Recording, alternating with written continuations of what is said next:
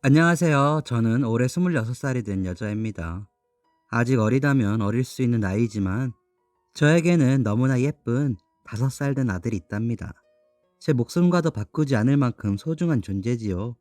그런데 바로 제 아들 때문에 제가 한순간에 나락에 떨어졌다면 여러분은 믿어지실까요? 저는 고아였습니다.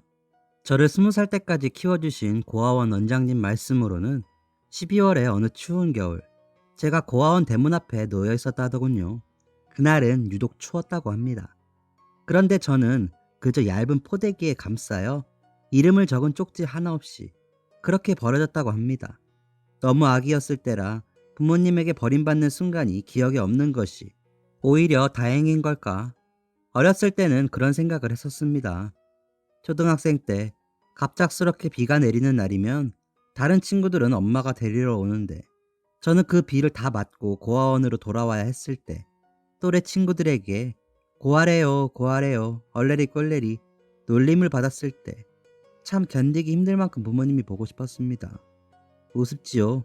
얼굴도 모르는 부모님이 보고 싶다니. 언젠가 부모님을 찾고 싶다는 부질없는 소원을 제가 버려진 12월 크리스마스마다 빌곤 했었습니다.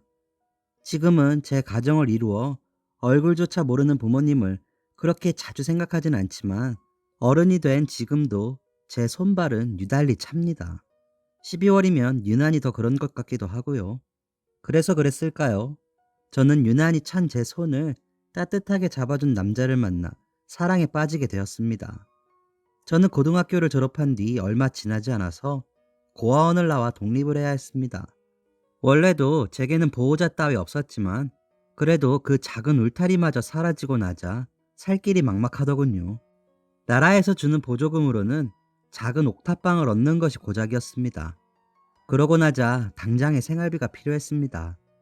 우연히 동네에 있는 패스트푸드점에서 계산원 아르바이트를 뽑는다는 공고를 보게 되었고 그렇게 저는 사회생활을 시작하게 되었습니다. 그런데 이 일도 결코 녹록지는 않았습니다. 방금 전 햄버거 세트를 포장해 주문해 가셨던 40대 되어 보이는 여자 손님이 다시 가게로 들어오시더니 아가씨, 나는 치킨 세트를 주문했는데 이거 치즈버거잖아. 주문을 잘못 받으면 어떻게 해? 바꿔줘. 라고 하시는 거였습니다. 아, 손님, 아까 치즈버거 세트 하나라고 하셨어요. 저는 웃으며 대답했죠. 그런데 그 손님은 안색을 붉히더니 고래고래 소리를 지르기 시작하였습니다. 아니, 꼴랑 5,000원도 안 되는 햄버거 하나 팔아먹으면서 말이야. 응?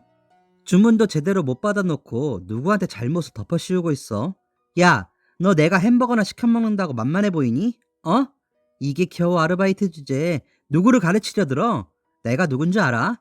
여기 사장 어디 있어? 사장 나오라 그래. 손님, 진정하세요. 제가 손님을 가르치려고 그런 게 아니라 저는 정말로 치즈버거 세트라고 들었거든요. 이게 그래도 끝까지? 야, 너 공부 못해서 겨우 패스트푸드점에서 알바나 하고 있는 주제에 말이야. 어른한테 눈 똑바로 뜨고 대들라고 누가 가르쳤어? 너네 부모야? 어? 아주 싹수가 노랗구만. 너 같은 것들 뻔하지. 후레자식 같은 것들. 정말 다른 거 다 참겠는데 20년 인생을 살아도 부모님에 관한 이야기만큼은 정말이지 견딜 수가 없더군요. 이 나이 먹도록 산전수전 다 겪은 저인데도 불구하고 어찌할 바를 몰라 눈물이 고이는데 생각지도 못한 도움의 손길을 받게 되었습니다. 아주머니, 거참 듣자 하니까 말씀이 지나치시네요. 넌 또 뭐야, 거렁뱅이 같은 게 뭔데 참견이야? 저요? 저 여기 단골이요. 가만 들어보니까 꼴랑 5,000원도 안 하는 햄버거라면서요. 꼴랑 5,000원도 안 되는 일에 이렇게 언성을 높여요? 꼴랑 5,000원도 없으신가 봐. 뭐라고? 헐, 참 기가 막혀서 내가 똥이 더러워서 피하고 말지. 그렇게 아주머니가 휙 가게를 나가버린 뒤 그는 제 안색을 살피곤 주머니를 뒤적여 손수건을 꺼냈습니다. 그러더니 그 손수건을 제 손 위에 쥐어주더군요. 신경 쓰지 말아요. 저런 말. 5,000원짜리 인간이다. 그렇게 생각하고 넘겨버려요. 응? 아, 어떡하지? 울지 말고요. 따뜻한 그의 손, 그리고 그보다 더 따뜻한 그의 말에 꽁꽁 얼어있던 제 마음이 녹아버렸습니다. 알고 보니 그는 패스트푸드점 맞은편 마트에서 점장으로 일하는 사람이었어요.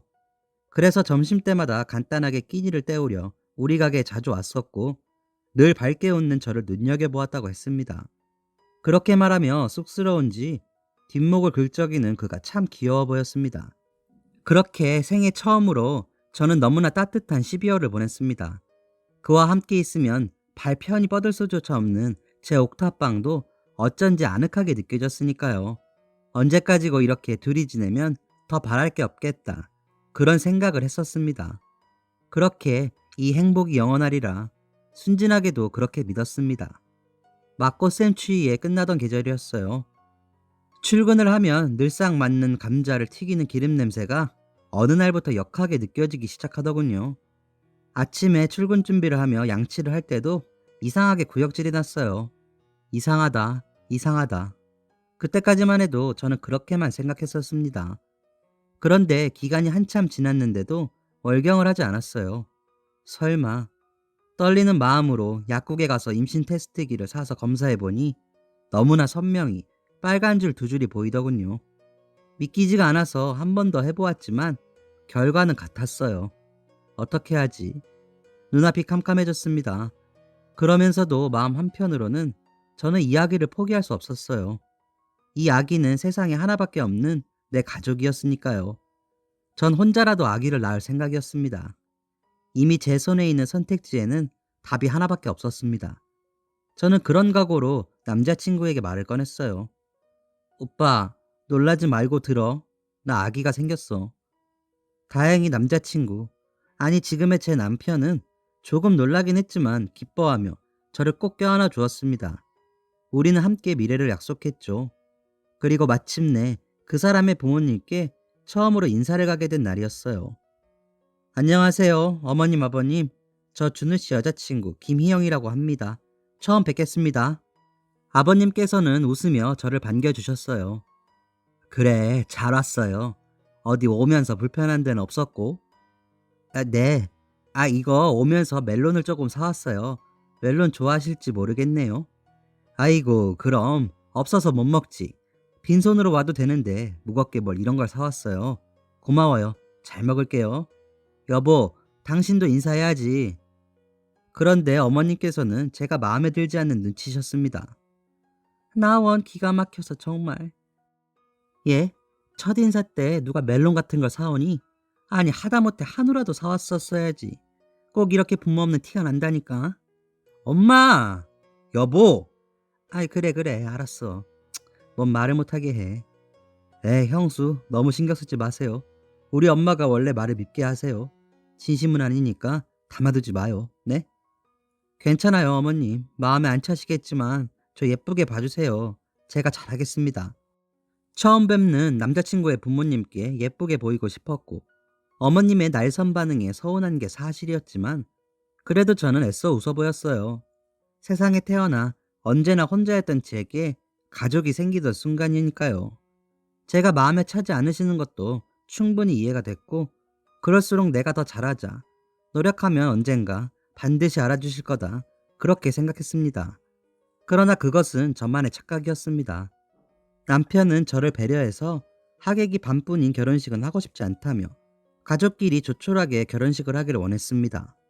제게 상처가 될까봐였지요. 물론 시어머니는 집안 망신이라며 펄쩍 뛰셨고요. 죄송한 마음이 들었지만 사실 저는 남편의 배려가 좋았습니다. 저는 하객으로 올 가족도 직장 동료도 없었거든요. 두려운 결혼식이었습니다. 말 그대로. 남편의 고집으로 저희는 조촐하게 남편의 사촌까지만 모시고 작은 결혼식을 올렸어요. 그리고 신혼여행은 제주도로 다녀왔습니다. 우여곡절 끝에 결혼을 한 뒤 저희 부부는 시부모님과 함께 살게 되었습니다. 평탄하지 않은 날들의 연속이었고 저는 그저 시어머니와 좋아지는 과정이겠다. 내가 더 잘해야겠다 하는 마음이었죠. 한날은 어머님과 단둘이 식사를 하는데 하필 반찬이 고등어구이였고 어김없이 입덧 때문에 헛구역질이 나오더군요.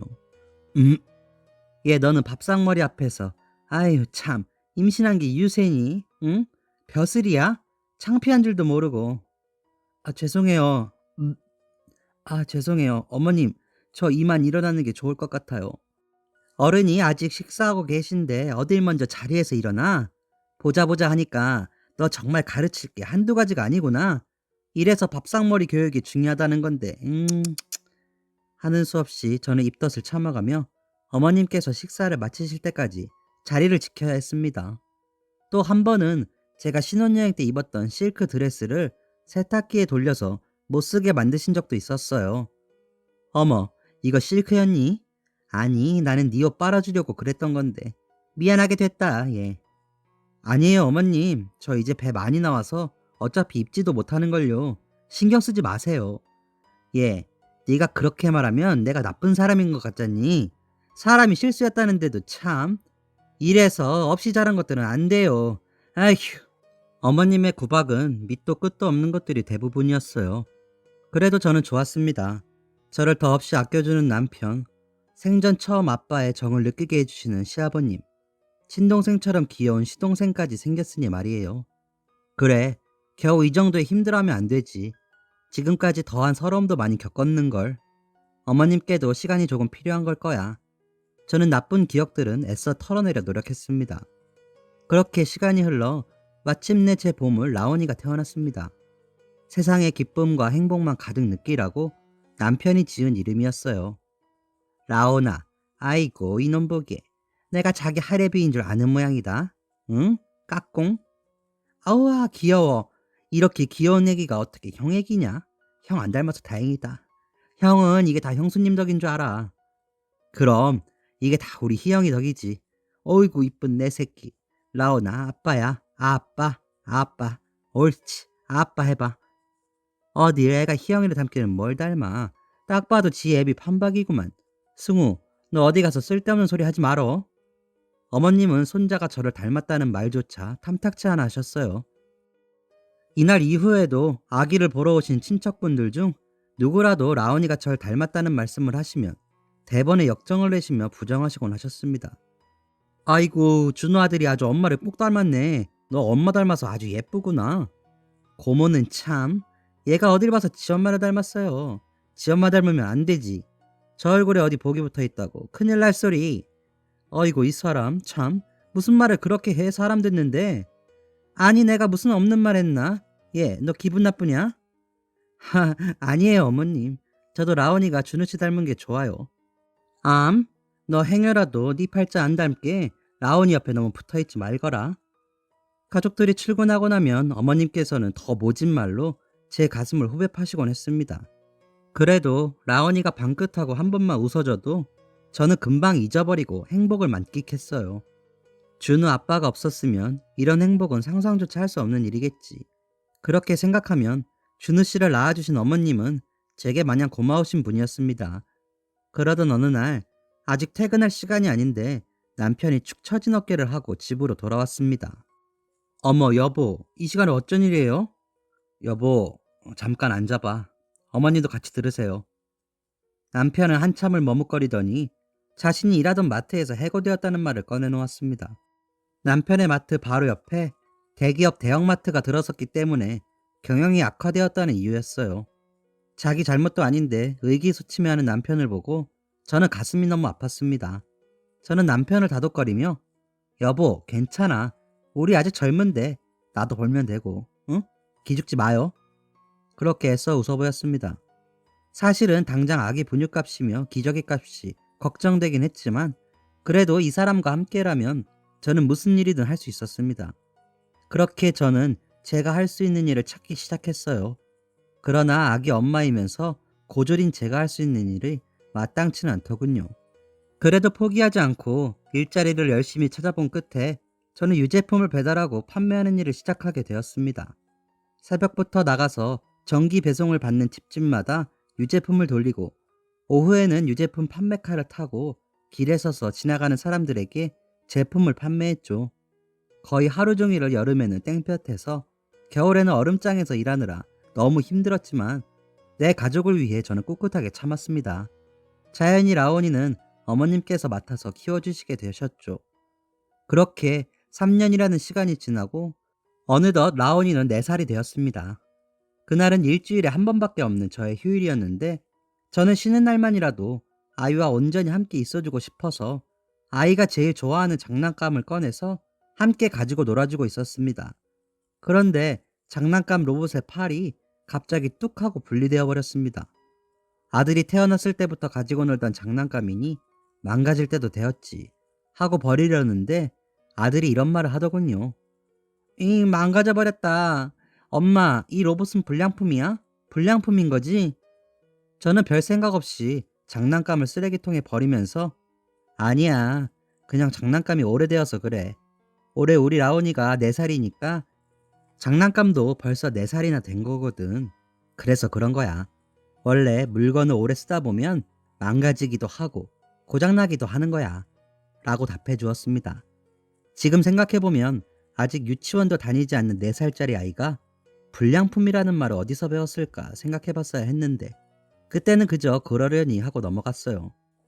이상한 일은 또 있었습니다. 그날은 아이와 같이 서점에 갔다가 구입한 외직 천자문책을 읽어주던 때였어요. 라온아, 이 한자는 뿌리 근이야. 봐봐, 이 글자의 생김새가 꼭 나무의 뿌리 같지? 어? 나 이 말이 뭔지 알아. 뿌리, 근, 근본, 맞지? 어머, 우리 라온이 그런 어려운 말을 어떻게 알아? 아하이, 그냥 알아. 이상함을 느꼈지만 엄마한테 칭찬을 받은 줄 알고 기뻐하는 라온이를 보면서 저는 더 이상 물어보진 않았습니다. 또 어느 날은 유제품 판매원 옷을 입고 출근하는 제 뒤에 대고 이렇게 이야기하더군요. 엄마, 아이 창피. 응? 라온아, 그게 무슨 말이야? 창피? 엄마, 불량품은 창피한 거래. 저는 혹시 판매원 옷이 낡아서 그런 건가? 영문을 모른 채로 일단 급한 대로 출근을 했습니다. 아니 땐 굴뚝에 연기가 날 리 없는 건데 아니랬던 거죠. 그러던 어느 날 남편 동생이 결혼할 여자친구를 인사시킨다며 집에 데려왔습니다. 어머, 너무 반가워요. 저는 승우씨 형수 되는 사람이에요. 아가씨 너무 예쁘시다. 아, 네, 저도 반갑습니다. 앞으로 잘 부탁드려요. 그때 들으라는 듯 혼잣말인 듯 중얼거리는 시어머니의 말이 들리더군요. 아니, 동서지간의 나이가 맞지 않은 이거야 원. 개족보도 아니고 시퍼렇게 어린 게 애부터 가지니 족보가 꼬이지. 이제 정말 어쩔 거냔 말이야. 응? 형님 동서지간에 별게 다 속을 썩여 정말. 그 말에 저는 심장이 얼어붙는 듯 했습니다. 도련님과 여자친구는 같은 회사에서 만난 사이라고 했습니다. 당연히 저보다 더 많이 배우고 양가 어른들 다 살아계시는 흡족한 며느리였겠죠. 그래도 어떻게 처음 보는 사람 앞에서까지 이러실 수 있나 싶은 마음이었습니다. 그러나 세 사람 앞에서 얼굴을 붉힐 수도 없어서 저는 그냥 못 들은 척 넘기는 수밖에 없었습니다. 그래, 나 같은 모자란 며느리 말고 어머님 마음에 차는 며느리를 보셨으니 이제 조금 마음이 풀리시지 않겠나. 내심 그런 기대도 있었습니다. 그렇게 시간을 빠르게 흘러 이윽고 시동생이 결혼을 하는 날이었습니다. 빠듯한 살림이었지만 어머님께서는 둘째 아들 결혼식만큼은 뻗쳤던 망신살을 제대로 펴겠다면서 비싼 한복을 사입길 고집하셨고 저희 부부는 없는 형편을 쪼개서 어머님 기분을 맞춰드렸죠. 지금 생각해보면 그렇게라도 며느리로서 인정을 받고 싶었던 제 발버둥이었는지도 모르겠습니다. 사내 커플이었던 만큼 시동생의 결혼식장에는 시동생 회사 동료들, 상사분들이 잔뜩 오셨더군요. 멀끔한 정장을 갖춰 입은 그 사람들을 보면서 몇 년 전 실직한 뒤 아직 안정적인 직장을 잡지 못한 남편이 괜히 주눅들지는 않을까 저는 그런 걱정을 하고 있었습니다. 앞으로 저에게 닥칠 일은 꿈에도 상상하지 못하고 말이죠. 신부와 나란히 선 시동생은 늠름해 보였습니다. 자기보다 훨씬 나이 어린 형수를 늘 존중해주고 우리 라온이를 끔찍하게 예뻐해주는 시동생의 기쁜 날이니 저도 벅찬 마음으로 결혼식을 지켜보았습니다. 우리 부부도 저렇게 예뻐 보였을까? 나도 참 어렸었는데 이제는 벌써 4살의 아이의 엄마가 되었네. 그런 감상에 빠져있기도 했죠. 감상에 빠져있을 틈도 없이 이윽고 피로연이 시작되었고 오랜만에 만난 남편의 친척들은 부쩍 자란 라온이가 기특하고 예쁘다며 이리저리 안고 다니셨죠. 새로운 장소에 낯선 사람들까지 온통 신기한 것 투성이인 피로연장을 라온이는 이곳저곳 구경했습니다. 그런 아이가 눈에 띄었는지 피로연의 사회를 맡은 남편의 사촌형이 라온이를 무대로 불렀습니다. 자, 우리 귀여운 어린이 이름이 뭐예요? 정라온입니다. 누구랑 왔어요? 엄마, 아빠, 할머니, 할아버지요. 아이고, 어디 집 꼬마인지 귀엽기도 하네. 신랑 조카래. 하객들은 그런 라온이가 귀여운지 다들 한바구음을 지으며 무대를 보고 계셨어요. 저도 너무 재미있고 귀여워서 얼른 핸드폰을 꺼내서 동영상 촬영을 시작했습니다. 그렇구나. 우리 라온이 몇 살이에요? 4살입니다. 4살이구나. 오, 그럼 우리 라온이 오늘 삼촌 결혼식인데 라온이 장기자랑 한번 볼 수 있을까요? 장기자랑이 뭐예요? 장기자랑이 뭐냐면 노래를 부르거나 춤을 추거나 아니면 재미있는 거 사람들에게 보여주는 거야. 알았지? 아, 재밌는 거? 나 흉내낼 수 있어. 우리 할머니 흉내낼 수 있어요. 오, 여러분, 우리 정라운 어린이가 사랑하는 할머니의 흉내를 내보겠다고 하네요. 다들 힘찬 박수 보내주세요. 어디서 이런 불량품이 내 집에 기어들어온 거야? 아이고, 속 터져. 근본도 모르는 것 얼굴 볼 때마다 아주 내 우라통이 다 터진다니까. 우리 라온이는 절대로 엄마 닮으면 안 돼요. 할미가 저 천하에 재수 없는 건 내쫓고 예쁜 새엄마 구해줄 거니까, 응? 식장 안은 싸늘하게 얼어붙었습니다. 하객들은 모두 입을 떡 벌린 채 슬그머니 제 쪽을 돌아보았죠. 저는 방금 제 귀로 똑똑히 들어놓고도 차마 믿을 수가 없어서 동영상 녹화 정지 버튼을 차마 누르지도 못한 채 그 자리에 굳어 있었습니다. 아니, 이게 무슨 말이야? 지금 저 애가 무슨 말을 하는 거야? 저 애 신랑 조카라고 하지 않았어? 아니, 그럼 신랑 엄마가 애한테 저렇게 얘기했다는 거야? 어우, 남사스러워라. 이게 무슨 일이래 그래? 아, 애 엄마가 고아라잖아. 그렇게 구박을 하더니 결국 사단이 나는구만. 사단이 나. 잠깐의 정적이 흐르자 사람들은 너나 할 것 없이 수군거리기 시작했습니다. 라온이만 계속 신이 나서 제잘거리고 있었죠. 불량식품을 먹으면 배탈이 나요. 할미손은 약손, 새엄마도 약손, 우리 라온이 똥 빼. 저는 차마 더 듣고 있을 수가 없어서 필요 현장을 뛰쳐나왔습니다. 여보, 형수님! 뒤에서 저를 부르는 소리가 들렸지만 저는 멈출 수가 없었어요. 하늘이 무너지는 기분이었습니다. 세상 그 누구보다 사랑하는 제 아이의 입에서 다른 어떤 말보다 듣고 싶지 않은 말을 듣는 기분이란 정말 말로 다 표현하지 못할 만큼 억장이 무너지는 일이었습니다.